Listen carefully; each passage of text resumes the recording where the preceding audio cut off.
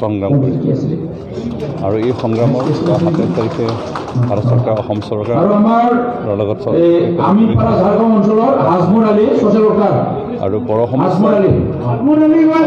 নহ'লে 90% সমাধান হ'ব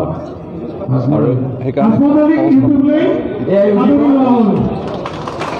যেহেতু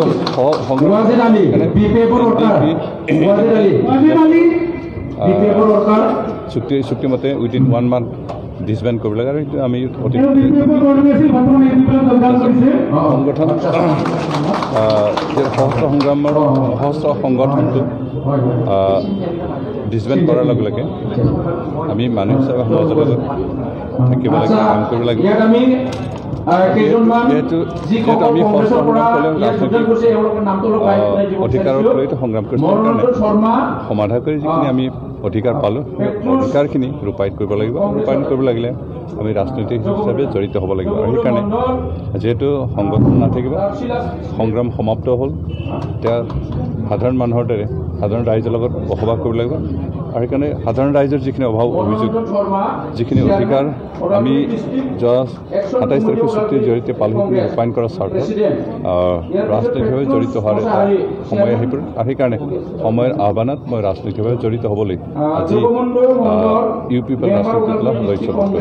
কোন সমষ্টিত আপোনালোকে এতিয়ালৈকে আচলতে প্ৰাৰ্থী হিচাপে ডিক্লেয়াৰ কৰা নাই সেইকাৰণে কোন সমষ্টিত খেলিব নেখেলিব এইটো আৰু কিছুদিন ৰখিব লাগিব তথাপি সাংগঠনিক অভিযান আপুনি অব্যাহত ৰাখিছে কোনটো সমষ্টিত তেনেকুৱা অভিযান অব্যাহত ৰাখিছে তেনেকুৱা এতিয়ালৈকে কোৱা টান যিহেতু দলীয় স্বাৰ্থৰ কথা আছে দলীয় কাক ক'ত দিব সেইটো যেতিয়ালৈকে সিদ্ধান্ত নাই সেইটো ঘোষণা কৰাটো উচিত নহয় আজিৰ পৰা মানে NDF প্ৰগতিশীল যিটো সংগঠন সেই সংগঠনটো আনুষ্ঠানিকভাৱে ভংগ বুলি নাই এতিয়ালৈকে হোৱা নাই আমি আনুষ্ঠানিকভাৱে হয়তো 2-1 দিনৰ পিছত সেইটো ভংগ হোৱা বুলি ঘোষণা কৰিম আৰু সদ্যহতে আমি যেহেতু ৰাজনৈতিকভাৱে সক্ৰিয় হ'ব লাগিব সেইকাৰণে ৰাজনৈতিক দলক যোগদান কৰিছোঁ কিন্তু সংগঠনটো এতিয়ালৈকে ডিজলভ কৰা হোৱা নাই কালি হয়তো 2-1 দিন পিছত আমি ইয়াক ভংগ কৰা হ'ব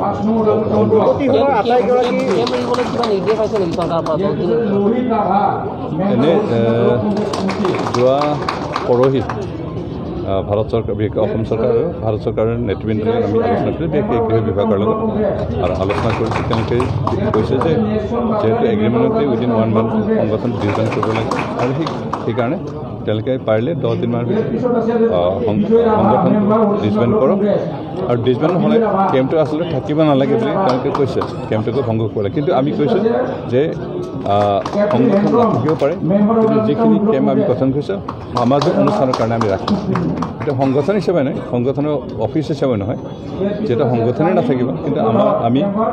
NGO হিচাপে বা কোনোবা এটা সামাজিক সংগঠনৰ নামত সেইবোৰ ৰক্ষা কৰি সামাজিক সংগঠনৰ কাৰণে ব্যৱহাৰ কৰিম এই প্ৰগতি হল আটাইবোৰ সদস্য UPPL যোগদান কৰিলে নেকি আটাইবোৰ সদস্য যোগদান কৰিলে নেকি হয়তো পৰা নাই কিন্তু যিদিনাখন ডিছবেণ্ড কৰা হ'ব তাৰপিছত গোটেইখিনি সদস্য UPPL যোগদান কৰিম বাকী 3টা গোট আছে সেই গোটকেইটা কিন্তু দেখা পোৱা গৈছে UPPL অহা ক্ষেত্ৰত কিন্তু সন্দেহ আছে এই ক্ষেত্ৰত আপোনাৰ কি ক'বলগীয়া আছে যিহেতু আপুনি আহ্বান জনাব নেকি আপুনি সেইটো তেওঁলোকৰ নিজস্ব কথা সেইকাৰণে মই তেওঁলোকৰ বিষয়ে একো মাত নামাৰোঁ তেখেতে এনে যোগাযোগ কৰি আছে আৰু সম্ভৱ আহিব কাৰণ কালি মই তেখেতক লগ পাইছিলোঁ এঠাইত সভাত তেখেতৰ বক্তব্য সোধাত তেখেতে কৈছে যে মই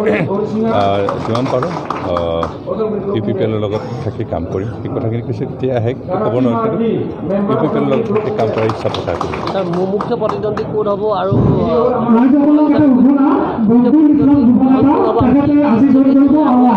চৰকাৰ গঠন কৰিব এনে বৰ্তমান BTC নিৰ্বাচনৰ কাৰণে বিভিন্ন ৰাজনৈতিক দল প্ৰতিদ্বন্দ্বিতা কৰিব আমি জনামতে কংগ্ৰেছো কৰিব BJP কৰিব UPPL কৰিব অপৰৰ সংগঠনো কৰিব যেহেতু গণতান্ত্ৰিক দেশ সেইকাৰণে গণতান্ত্ৰিক অধিকাৰ সবে সাব্যস্ত কৰিব কিন্তু নিৰ্বাচনত আমি আমাৰ প্ৰধান শত্ৰুপক্ষ হিচাপে BPF-ক লৈছোঁ আৰু বাকী দল সংগঠনৰ লগত আমাৰ তেনেকুৱা শত্ৰুতা নাই